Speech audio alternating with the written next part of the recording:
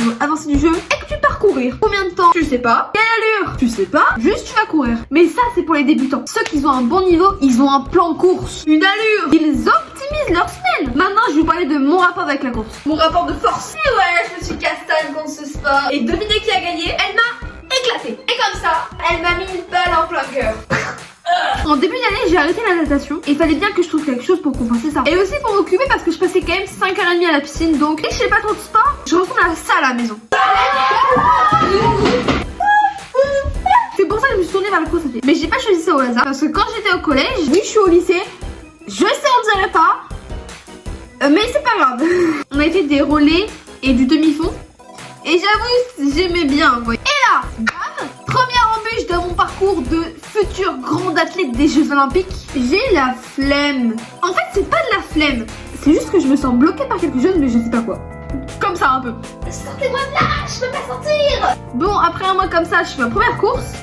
Ah! Et franchement, c'était trop bien. J'applique tous les conseils qu'on m'a donnés. Mais là, après seulement une semaine, un nouvel arrivant arrive dans la course. Mon nouvel ennemi numéro 1 que je n'avais pas du tout anticipé. La périostite. Pour votre petite culture, c'est une inflammation du périoste. Et le périoste, c'est une membrane qui entoure le tibia. Et c'est que ça fait mal. J'ai tellement souffert que j'ai dû m'arrêter. Au début, je me suis dit, non mais une semaine de repos, ça suffit large. Alors après une semaine, je reprends. Et après seulement quelques mètres, j'en avais trop. Et parce que je suis têtue, j'ai continué. En rentrant, j'étais clairement en train d'agoniser. Et vous savez ce que ma mère elle me dit? Mais là, tu n'y retournes pas tant que tu n'as plus mal. Devinez qu'est-ce que j'ai fait 3 jours après? Je suis repartie. Aïe aïe aïe, mais pourquoi je suis bête? Pourquoi? Je suis débile. J'ai souffert 2 fois plus que la première fois. Fallait s'y attendre. Alors là, je me suis juré de ne pas y retourner tant que j'avais plus mal. Je suis allée voir ma maman d'un pas franc et déterminé. Et j'ai dit ça mot pour mot. Maman, si je pars courir, tu m'arrêtes. Comme ça, pouf.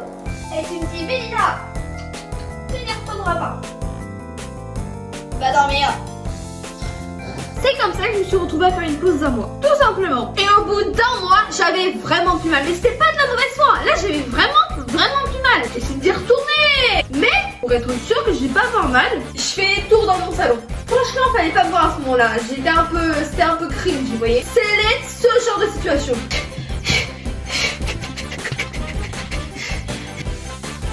Quoi? Ah, t'inquiète. Résultat, elle revient pas, donc je pars. Et devinez qui revient? Qu'est-ce que j'ai dans mon fucking mollet? Une douleur.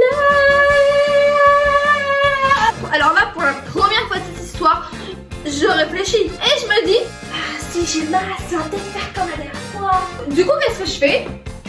Je rentre chez moi à pied, en marchant. Et c'est depuis ce moment que j'ai arrêté de courir. Ça fait 3 mois et j'ai trop peur en fait.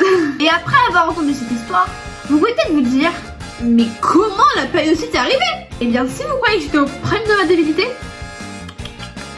vous vous trompez totalement. Parce que la façon dont je me suis blessée, c'est la plus débile qui peut exister. Tout commence pendant...